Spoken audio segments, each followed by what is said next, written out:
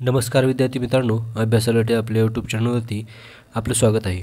आज दिनांक 23 सप्टेंबर 2025। आज आपण पाहणार आहोत 23 सप्टेंबर 2025च्या चालू घडामोडी। तर विद्यार्थी मित्रांनो, व्हिडिओ पहिल्यापासून शेवटपर्यंत पाहण्याचा प्रयत्न करा। अतिशय महत्त्वाचे आणि निवडक प्रश्न असणार आहेत जे की तुम्हाला कोणत्याही स्पर्धा परीक्षेमध्ये डायरेक्ट विचारले जाऊ शकतात। तर बघा, आजचा पहिला प्रश्न आहे, अमोघ फरी ही इंटिग्रेटेड फायर पॉवर एक्झरसाइज कोणी सुरू केली आहे? याचं योग्य उत्तर आहे ऑप्शन ए, सप्तशक्ती कमांड। ओके, तर इंडियन आर्मीच्या म्हणजेच भारतीय लष्कराच्या सप्तशक्ती कमांडने ही जी अमोघ फरी ही इंटिग्रेटेड फायर पॉवर एक्झरसाइज आहे ती सुरू केली आहे। ओके, तर बघा, याबद्दल थोडक्यात माहिती घेऊयात आपण। अमोघ फरी ही भारतीय लष्कराने 2025मध्ये आयोजित केलेली एक महत्त्वाची इंटिग्रेटेड फायर पॉवर एक्झरसाइज होती। ओके, आणि बघा, या सरावाचे आयोजन सप्तशक्ती कमांडने राजस्थानमधील महाजन फील्ड फायरिंग रेंजेस येथे केले होते, जे की थार वाळवंटाजवळ स्थित आहे।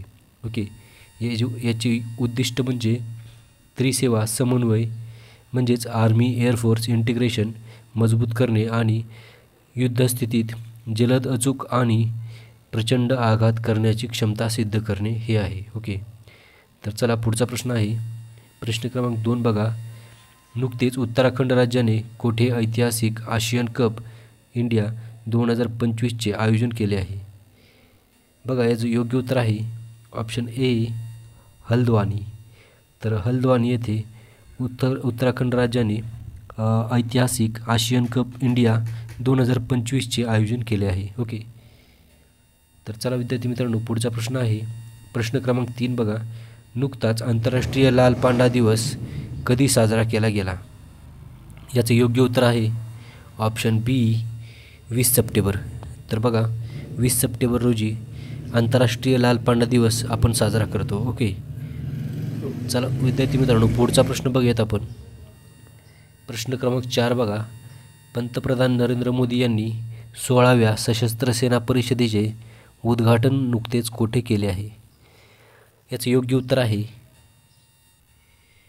Option A, Kolkata. तर बघा विद्यार्थी मित्रांनो, कोलकातामध्ये नुकतेच पंतप्रधान नरेंद्र मोदी यांनी 16व्या सशस्त्र सेना परिषदेचे उद्घाटन केले आहे। ओके, लक्षात ठेवा। बघा, याचा उद्देश म्हणजे सशस्त्र दलांमधील समन्वय वाढवणे, आत्मनिर्भरता आणि नवकल्पकतेला प्रोत्साहन देणे, तसेच भविष्यकालीन युद्ध परिस्थितींसाठी तयार करणे हे आहे। ओके, तर चला पुढचा प्रश्न बघूयात आपण। प्रश्न क्रमांक 5 बघा, नुकतेच भारत आणि कोणत्या देशाने दिएगो गार्सिया जवळ उपग्रह ट्रेकिंग स्टेशन स्थापित केले आहे? तर बघा, याचं योग्य उत्तर आहे ऑप्शन बी, मॉरिशस।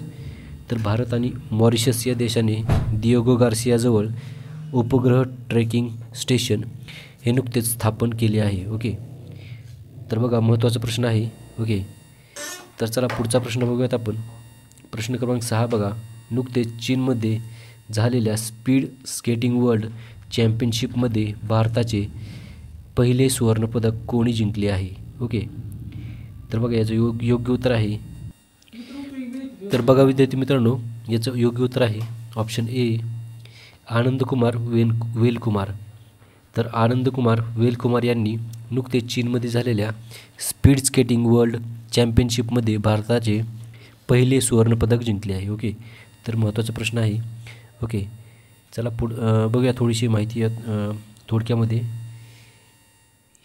त्यांनी सिनियर मेन्स 1000 मीटर स्प्रिंट इव्हेंटमध्ये हे जे पदक आहे ते जिंकले आहे। ओके, तर या स्पर्धेमध्ये आनंदकुमार वेलकुमार यांनी आणखी एक सुवर्णपदक म्हणजेच 42 मीटर मॅरेथॉन इव्हेंटमध्ये जिंकले आहे, ज्यामुळे ते भारताचे पहिले डबल वर्ल्ड चॅम्पियन ठरले आहेत। ओके, तर बघा विद्यार्थी मित्रांनो, प्रश्न क्रमांक 7 आहे, नुकतीच भारतीय महिलांच्या वन डे क्रिकेटमध्ये कोणी सर्वात वेगवान शतक बनवले आहे? तर बघा, भारतीय महिलांच्या वन डे क्रिकेटमध्ये नुकतेच स्मृती मंदाना यांनी सर्वात वेगवान शतक बनवले आहे। ओके, तर ऑप्शन बी याचं उत्तर असेल स्मृती मंदाना। ओके, तर बघा, या रेकॉर्डबद्दल माहिती बघूयात आपण.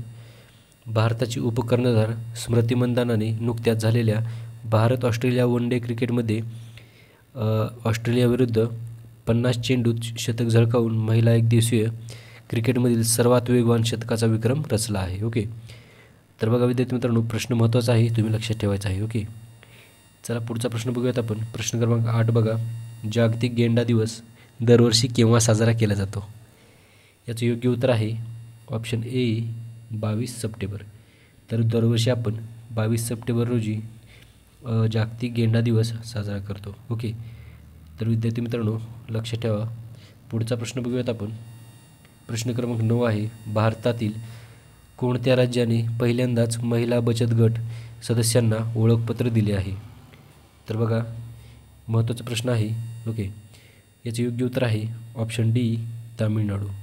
तर तामिळनाडू या राज्याने नुकतेच जे महिला बचत गट आहेत त्यांच्या सदस्यांना ओळखपत्र दिले आहे.